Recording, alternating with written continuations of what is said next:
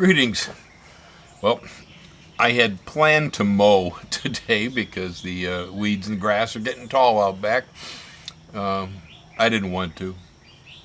I've been working too hard lately, and so the rain broke out. And although it stopped again, it's really wet. So I'm going to avoid mowing until the sun comes out again. And I've had a few questions come up lately about becoming a farmer, and about competition with existing farmers and so on. So I thought I'd cover the subject a bit. I have covered this in the past in a video about niche growing, um, but we can revisit it, and there's plenty more I'm sure to say about it. Yeah, the question that came up was that if a person was deciding that they wanted to actually become a farmer in the United States today, how they might possibly compete against all the GMO crops and that sort of stuff and massive corporate agriculture. Well, the answer is really simple to that one. You don't. That's it. End of video. Because humans really do have a tendency to follow each other around. We copy and emulate each other. I know, for instance, as a musician, I have lifted licks from some of my favorite guitarists, whether it's Jimi Hendrix, Eric Clapton, B.B. King, doesn't matter. Um, I've lifted licks on a guitar from anybody and everybody I can find them from. So we all do this. It's normal, but I think a lot of us do it so automatically that we don't see the alternatives of actually doing things by ourselves. Um, I have spent a good part of my life, at least, partially working in corporate America, and then again, partially being an entrepreneur. Been on both sides of that fence, and uh, it's it's a matter of attitude. It's the only difference. You enter the workplace and the economy looking for someone else to cover things for you, take care of you, in other words, give you paychecks, pay your Social Security, give you vacations, and so on. Well, you're going to have to head towards corporate America. And that isn't the dream that it once was anyway. I feel that the current age is definitely the age of the entrepreneur. If you want to do well in this time, you don't go looking for a union job with GM anymore. That is not going to be a good future for most of us.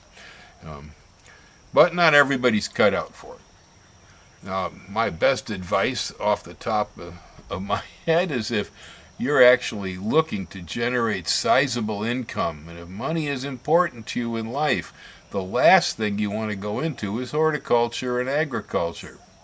They're hard work, low pay, in some cases lots of education, but you don't get the pay, and so on.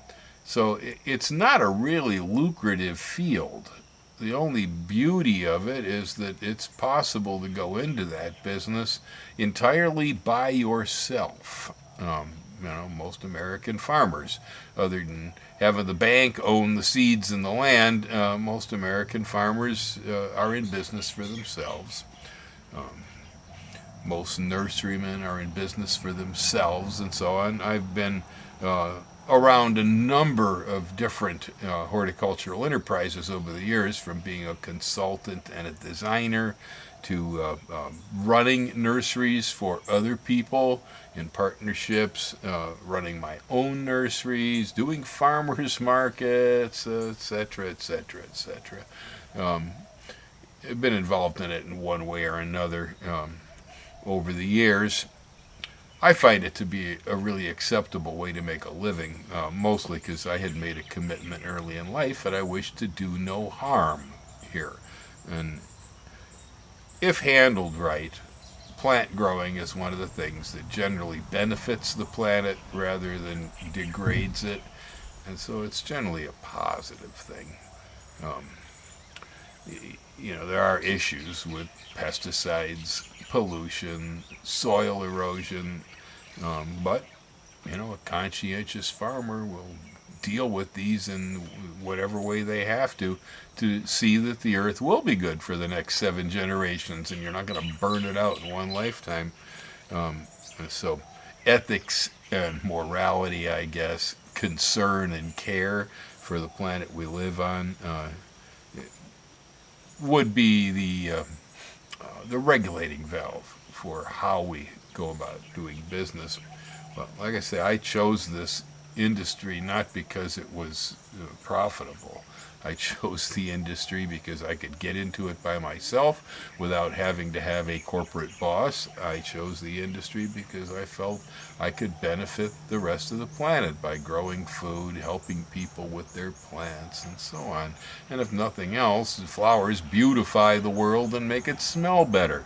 So I just felt I could go through life and not leave a lot of ugliness behind me. I mean, I could have gone to work for a weapons manufacturer. There's a whole lot of things that I might have done in this life that probably wouldn't have left as nice a fingerprint. So that to me is one of the major reasons why a person would even bother with this. But as I said, you don't compete. The job for somebody who wants to actually get into horticulture or agriculture today, if you're not going to get a job with the USDA or something like this and be supported by a system, if you're going into it independently, you're going to look for niche. You're going to look for the things that either are too far away from their markets and they can't be found locally in good condition. There's space for people. You look for things that are so perishable that they can't be handled by corporate farming efforts. Consider the pawpaw, for instance. You touch it hard and it leaves fingerprints by the next day. That is definitely not a corporate fruit. And so there's room there for people who want to get into that. So to put it into numbers and dollars and cents, most corn grown in the United States today, the feed corn, is genetically engineered. It's been engineered with a BT gene or a gene from a bacteria inserted in it so that corn earworms and corn rootworms can't feed on it. Well, of course, the pollen from that is what's destroying monarchs as it leaves the cornfield. So there's a lot of serious negatives to what they're doing. But by and large, that stuff is strictly for animal feed, and so it's only indirectly benefiting American consumers anyway, in the form of beef or chicken or something is what the GMO corn is becoming. Well, our corn crop, last I checked yesterday, was worth $4.53 a bushel on the commodities market. Now that changes by the minute, by the hour, but you kind of get the idea there. A bushel of corn must have at least 80 years or so in there. I don't know the exact count, depends on how big, but there's a lot of corn in a bushel, and it's only worth $4.53. Now, if you figure these guys are having to pay for expensive corn seed to be able to do this, they're paying for herbicides, they're paying for fertilizers, insecticides, the cost of the land, the machinery to run it, and on and on and on. Most of it's on a loan with a bank. They aren't making much money on it anyway, so it's kind of a losing proposition. I think corn farmers mostly become corn farmers because maybe their dad was one and the neighbor's one and so on. We have a tendency to follow each other around. That's very common with people. What the next guy's doing, somebody else wants to do. I mean, that's the principle of the Green Garden Guys YouTube show here. I'm hoping that by looking over here into my video window and y'all see Bill over here eating luscious tropical fruit, smiling in the sun, and have one heck of a good time in life, not having to commute on the freeway and so on. I keep hoping maybe some of the rest of you will look over here and go, hey, geez, I should do that too. I think it'd be a better world if we all did. And that's most of the reason I'm here. That's most of it. But like I say, $4.53 a bushel for that stinking corn. That isn't even worth firing the tractor up, as far as I'm concerned. It's marginal, borderline income. Most of it going to the bank and interest rate. Um, on the other hand, if you're raising sweet corn here in Hawaii, well, Hawaiian sweet corn's worth around $1 an ear. Well, that's a lot of difference. Okay, a lot of difference. Let's say there's 80 ears in a bushel. Well, a bushel of Hawaiian sweet corn's worth $80 instead of $4.53. And so is the question, how do we compete with the GMO crop growers? We don't. We do something else that's worth a lot more money and has far more profit in it for each and every one of us, rather than following the program, which is really how very much farming is done. Then again, Madagascar has decided they want their fair share in the vanilla market. They raise a lot of the vanilla for the planet.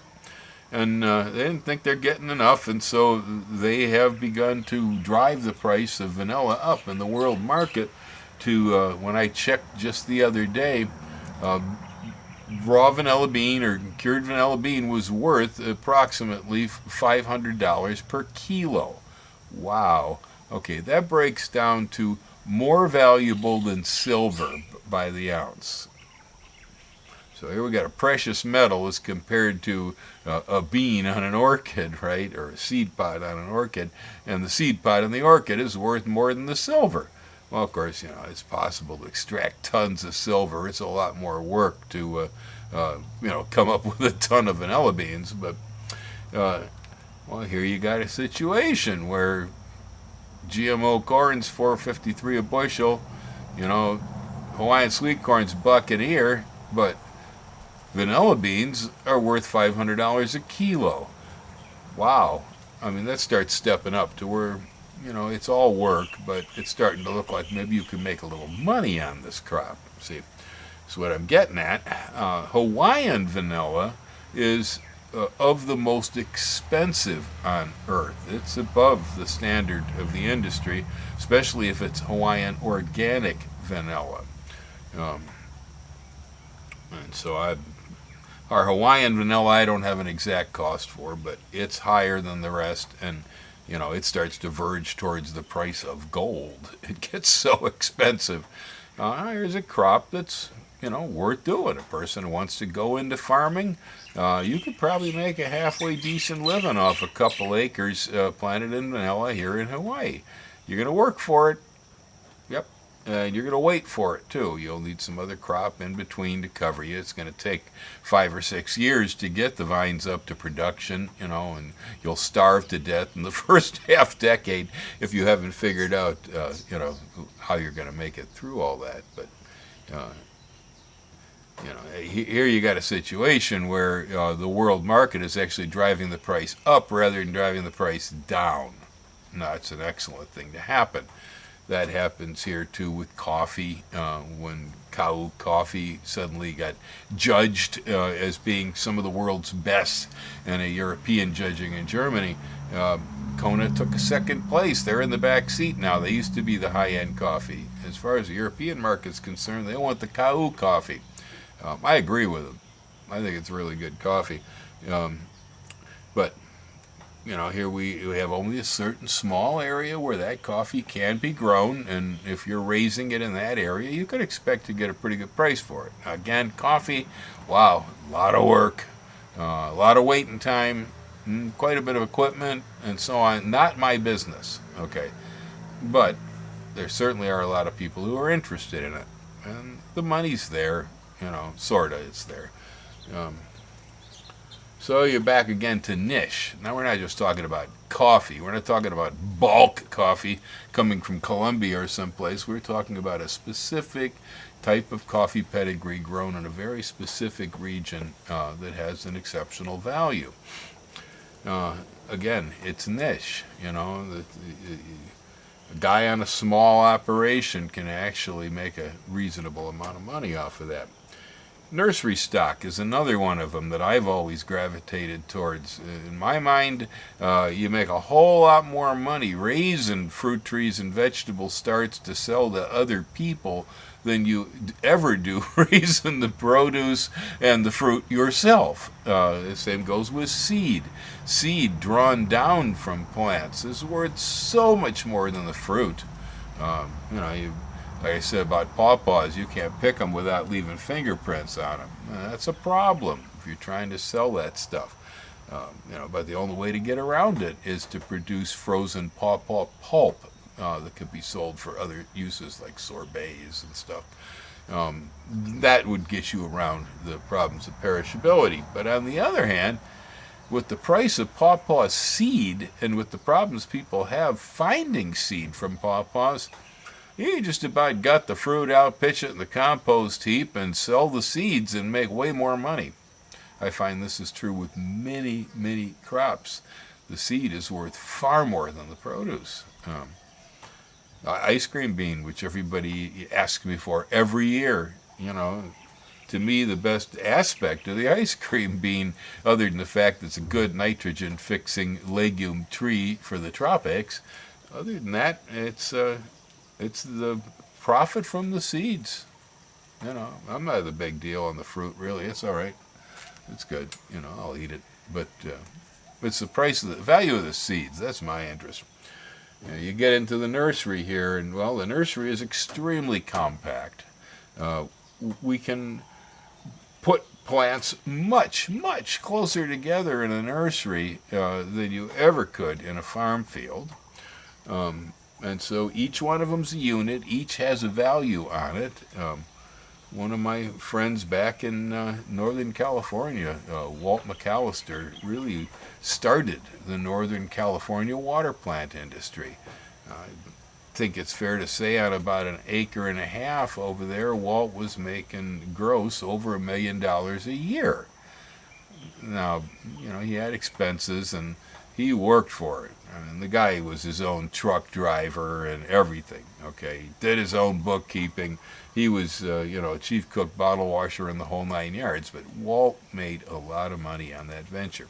Eventually, other people got into the business. Flora Tropicana and a few other aquatics growers. And then the aquatics thing is being a decline these days. It's not what it was in the 80s. But being there at the right time with the right thing, Walt made a whole heck of a lot of money off of it, and then I think sold the business. We're talking nursery again. And it was cool because he didn't even need tanks or anything. You think of water plants, you imagine the guy's got ponds. No. The fields were covered with woven weed block, just like I use here. And then he had 1-gallon pots without drain holes in them. The poly pots lined up in the field with irrigation sprinklers overhead to keep them wet. That had water lilies, cattails, water iris, you name it, whatever the water plant might be, was growing. Most of them were darn near weeds anyway. And he'd just line them up in pots in the field that didn't have holes. It was a very simple operation. Did not have a lot of infrastructure to be able to do it. So, I know some of the viewers dream about the idea of becoming farmers or getting into horticulture somehow or another as a way to make a living. I will highly recommend that it beats the living heck out of jumping on the freeway, commuting 2 hours a day, and then increasing the carbon footprint on the planet because of all the gasoline you're burning, and so on. It's the standard American lifestyle of the workaday warrior commuting down the freeways. It's awful. That's my opinion of it. I can't imagine why people put up with it and do it. I guess it's just fear. They're afraid to, strike off on their own. It takes a certain amount of cojones to be able to stand up and go, I'm going to do my own economy. You're totally relying on yourself. You screw up and it was your fault, that's it. And there ain't anybody to bail you out.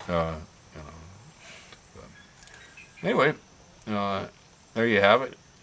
short discussion on how a person might actually make a profit from horticulture or agriculture. Aloha. Y'all have a wonderful day and hang loose.